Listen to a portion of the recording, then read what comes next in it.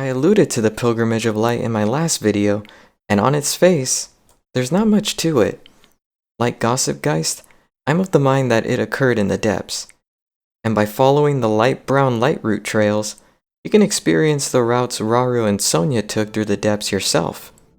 And if you do, then like me, you will probably notice something off about the trails. There are many instances where the trails cover terrain that seems far from ideal. Trails that snake along a steep wall, or run directly into a cliff face that requires you to climb to the top of it to continue. Clearly, Rauru and Sonia were accomplished warriors, succeeding in their quest to liberate the depths of its monster problem. But climbing? It's not even clear if Link can canonically climb the way he does during normal gameplay. There isn't a single cutscene in Breath of the Wild, Age of Calamity, or Tears of the Kingdom that shows him doing so. And the same goes for Rauru and Sonia. While it is possible, it's also unlikely they do so unless they absolutely had to. But most of these lightroot trails have these hurdles and obstacles. Way too many if you ask me. But I think there's a reason for that. Because the lightroot trails didn't have these obstacles and hurdles originally. But they do now. And that's because the terrain changed. Not the trails. Because the depths instantly reflects changes to the surface above it. Something I'm referring to as the instant reflection theory. Fans caught on to this phenomenon early on, using this fact to their advantage to find points of interest in the depths with ease, even when they couldn't see their own hands in the darkness, because they knew the surface like the back of their hand. Deep valleys where there should be peaks, high impassable walls where there should be bodies of water, and abandoned mines where there should be towns. The depths are the inverse of the surface, and not the surface of ancient Hyrule, today's Hyrule. But how? That is something I don't have an answer for. But maybe Gossip Geist does. In his YouTube short, The Depths Have Been Cursed? He floats the idea that the depths aren't just a cave system deep underneath Hyrule's surface. That something else explains its supernatural characteristics. And the fact that it's old Hyrule doesn't explain the intrinsic connection it has with the surface above it. But unfortunately, there isn't a clear-cut answer in-game as to why the depths reflect the surface the way that it does. But if we take all the evidence the terrain gives us, then it's clear that it definitely is. It's an unbelievable piece of knowledge, and admittedly, very cool. But that doesn't mean it doesn't have scientific merit. Because if we were able to figure out this strange element of the depths, then that means others were able to as well. And by others, I mean Rauru and his subjects. You see, the depths were kept a secret for generations for a reason.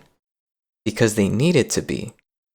Specifically, after Rauru had succeeded in defeating Ganondorf. And the Royal Hidden Passage makes this fact very clear. Deep beneath this land, our mighty first ruler imprisoned the Demon King. To ensure the king's magic would hold, we erected a castle here to protect this sacred site. And they meant it.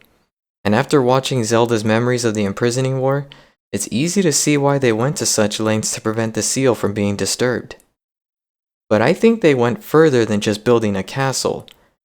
I think they knew about the depths and its strange ability to reflect changes to the surface above it instantaneously, and they used that knowledge to strengthen the seal. Something I didn't think about much while playing Breath of the Wild was the moat surrounding Hyrule Castle, but a quick look at the cliffs behind it showed that the terrain was terraformed in order to create said moat, which is natural. Many castles in our world have moats as a defensive measure. But the depths in Tears of the Kingdom changes the importance of the moat. One of the most striking things about the depths is not just its size, but its restraints. Unlike the surface and its clear blue skies, the depths has a ceiling with only a few openings in it known as chasms. And even stranger are the walls that reach from the floor of the depths all the way up to the ceiling. Walls in places where there should be water. And these walls are everywhere in the depths. It'd be strange if you didn't notice the connection between the walls and the bodies of water above them on the surface. Which means that the peoples of ancient Hyrule definitely knew about them and understood how they could use them to their advantage. So when it came time to seal off the depths for good, they didn't just build a castle on top of the hole leading to Raru's resting place, they also built a thick barrier of solid rock around the entirety of the chasm, ensuring that no one could reach it from the surface or the depths. And all they had to do was build a moat. The next theory also takes place in the depths and concerns the Ascension pillars. Their purpose and utility seems pretty obvious if you have a magic arm that can swim through any ceiling, but even in ancient Hyrule, most people didn't have a magic arm that could swim through ceilings, which means that these pillars, their current design, were only really useful to Raru and the handful of Zonai that remained during his reign. So why build them? Some would say that they exist solely to lead Link to the dragon tears on the surface, but the problem is, not all of them do. Some Ascension pillars just lead to the surface, far away from any dragon tears, so it's not for that reason, but if not, then what? To get to the answer, we have to take a leap and imagine that what we're seeing isn't the whole story. Remember, the depths were sealed off intentionally so that they could be forgotten, so that the Demon King couldn't be reawakened. And the way you prevent entry to somewhere is by blocking off all the entrances. And I think it's that line of thinking that can explain what these Ascension pillars really are. Link can only ascend through them now because they're blocks of solid rock. But the thing is, they weren't always blocks of solid rock. In the ancient past, when the depths were open for business, these pillars used to be hollow. Because these pillars used to be elevators. We see it for ourselves in Zelda's memories. Steward constructs roamed the surface of Hyrule, but the materials needed to make them could only be found in the depths, which means that either the steward constructs were made in the depths and brought up to the surface, or the materials were brought to the surface and they were then constructed up there. Either way, the ability to transport workers and materials back and forth from the surface and the depths was needed.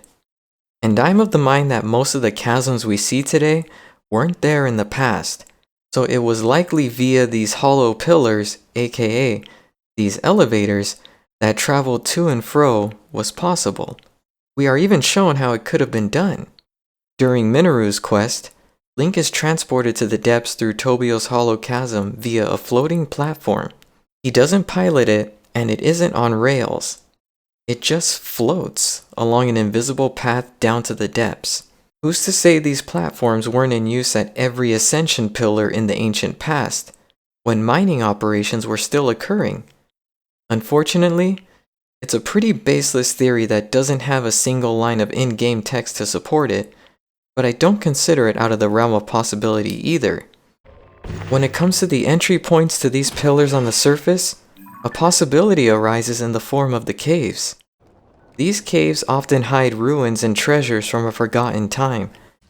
There's a chance that the entry points to these elevators on the surface were either destroyed or hidden away in long-forgotten caves no one knew to look for. Unfortunately, none of the elevators peek through the caves unearthed in Tears of the Kingdom, so the only way to prove the validity of this theory will be through Masterworks 2.